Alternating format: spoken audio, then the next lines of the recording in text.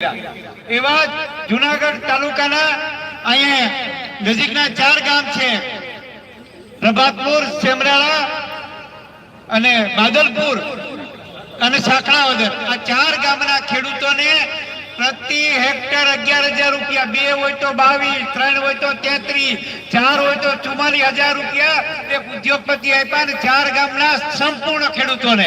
આ 2 ખેડૂત એટલે કે એક અશોકભાઈ જીરાવાળા અને દિનેશભાઈ કુંભાણીને એકવાર જોરદાર તાલીઓ સાથે ઊંચા હાથ કરીને આ બંને ઉદ્યોગપતિઓના અભિનંદન આપવા છે।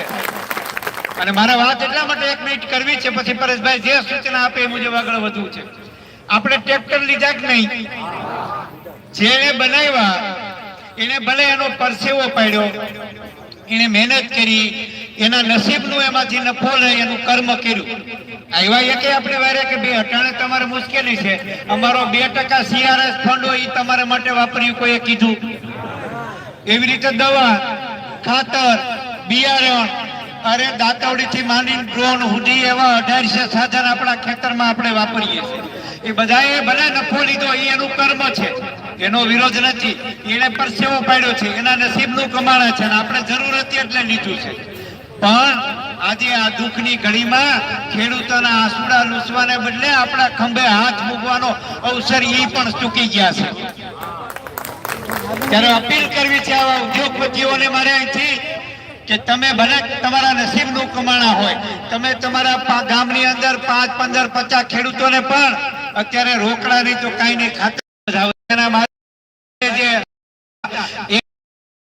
આપણે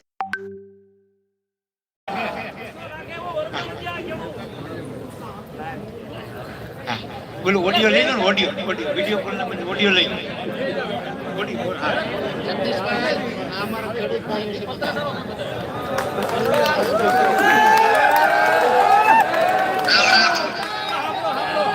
સાંભળો, જગદીશભાઈ સંદેશ આપશે।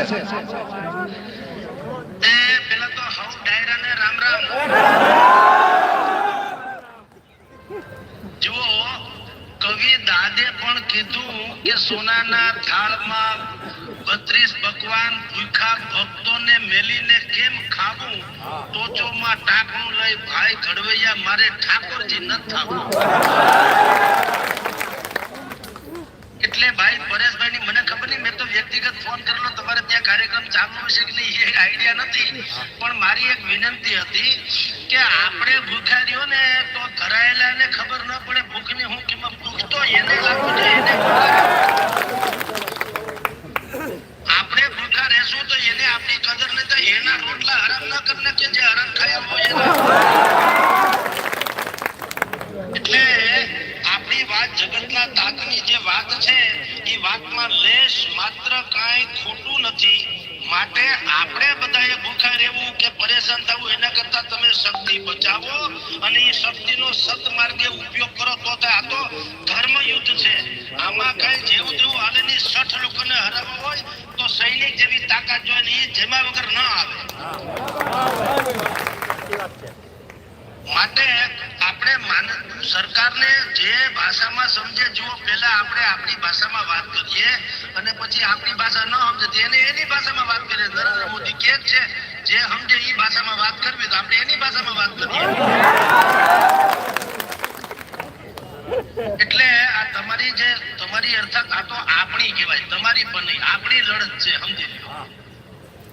આ કિસાનોની લડત નથી, મજૂરોની લડત નથી, આ કોઈ બેરોજગારોની લડત નથી, શ્રમિકોની લડત નથી, આ તો ગુજરાતની લડત છે ને આપણી પોતાની છે।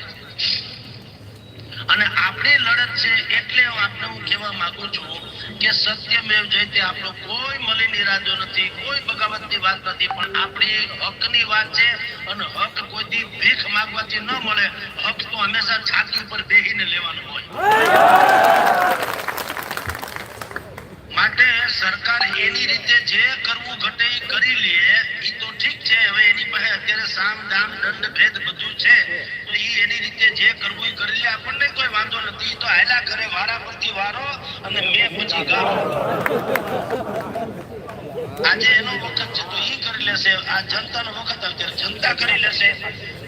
પણ મારી તો અમસ્તી મેં ફોન કરેલો, મને ખબર હતી આ કાર્યક્રમ હતો, મેં કીધું હશે કે કાલથી મને ખબર હતી કે કંઈક નથી મંજૂરી મળી ને વગેરે વગેરે. મેં પરેશભાઈને ફોન એટલા માટે કરેલો, પાલભાઈને એટલા માટે કર્યો અને પ્રવીણભાઈ આસોદરિયાને એટલા માટે ફોન કરેલો કે જો બને તો એવું કહેવું કે આ ભૂખ હડતાલ આપણે જે માનીએ છીએ ને, આપણે અન્ન જળ ત્યાગ ન કરવો. જે લોકો હરામ ખાયા છે એના રોટલા આપણાવી દેવાના આપણે. એટલે ખાલી તમે બધા ભાઈઓ ભેગા થયા છો ને હવે તો હું જોઈ શકું છું વિડીયો કોલિંગ થી, પણ એટલી વિનંતી છે આપણે પરેશભાઈને કહો તમારે અંજળ કઈ ત્યાગ કરવાની જરૂર નથી.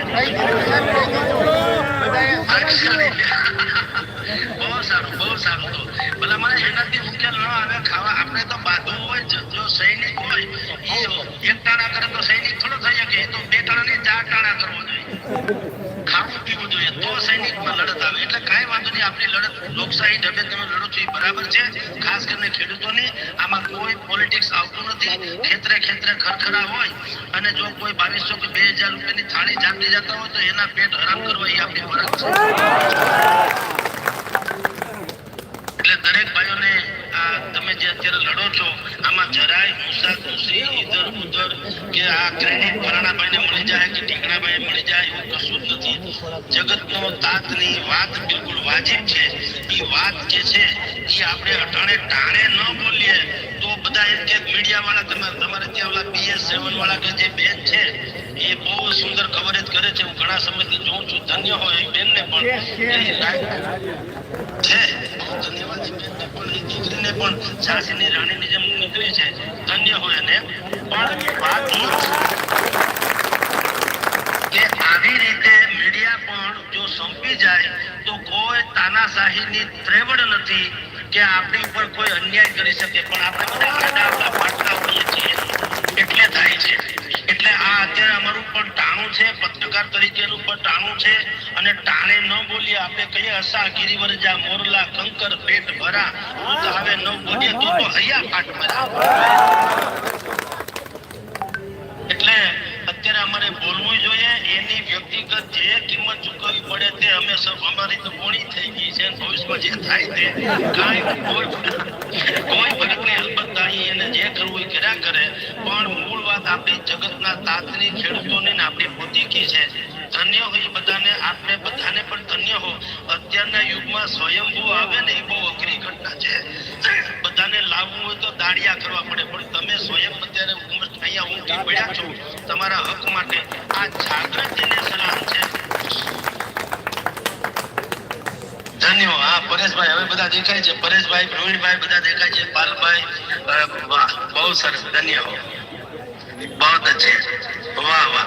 બસ આમાં કોઈ કદાચ કોઈ હુસત, ધન્ય હો તમને બધાને. બિલકુલ બિલકુલ વ્યવસ્થિત રીતે ગાંધી ચિંતા માર્ગે જે લડત ભાઈ બોલતા હોય છે તમે લોકો એવી રીતે લડશો અને આનો વિજય નિશ્ચિત છે. વિજય માત્ર એટલું જ હોય છે, સત્યમેવ જયતે, એ એક ડખો છે. સત્યનો અંતે જય થાય છે એ માતાકૂટ છે. પણ આપણે ધીરજ, ધૈર્યતા, સંયમથી, મર્યાદાથી લડીશું તો આપણો વિજય નક્કી થશે. આપણે સરકારને એટલું જ કહીએ છીએ કે તમારા કાર્યક્રમ હોય ત્યારે કેમ 8, 9, 10 કરોડ રૂપિયાના ડોમ બની જાય, ત્યારે કેમ સોફા સેટ મુકાઈ જાય છે, ત્યારે કેમ મલેશિયાના ફૂલ આવી જાય, ત્યારે કેમ બિસ્લેરી પાણીની બોટલો આવી જાય, ત્યારે કેમ ખજૂર તમારી પાસે કાજુ બદામના પેકેટ મળી જાય છે. તો અમારા જગતનો તાત ખેતરે ખેતરે ખરખરા છે, ત્યારે તમને કેમ મર્યાદા નડે છે? મર્યાદા ઓળંગી જાઓ ભલામણ, એમાં શું વાંધો છે? એટલે અત્યારે તમે શરૂ કર્યું છે તો બહુ સારી વાત છે અને આમ નામ જારી રાખજો. કોઈ પ્રકારની રૂસાતુસી કરતા નહીં. મેં મારા ખ્યાલથી સ્ટેજ ઉપર બેન ને જો રેશમાબેન કે સમથિંગ એ છે કે નહીં? ધન્યવાદ બેન, ભગવાન તમને સુખી રાખે. દરેક ભાઈ જેટલા આમાં છે એનું બેકગ્રાઉન્ડ ભલે કોઈ પોલિટિક્સ હોય, પણ પરેશભાઈ જે રીતે નિષ્પક્ષ રીતે નીકળ્યા છે, અત્યારે એકેય પક્ષ નથી, માત્ર ને માત્ર એક સત્યનો પક્ષ છે, એક ખેડૂતનો પક્ષ છે. ધેટ્સ ઓલ, બીજું કોઈ નહીં.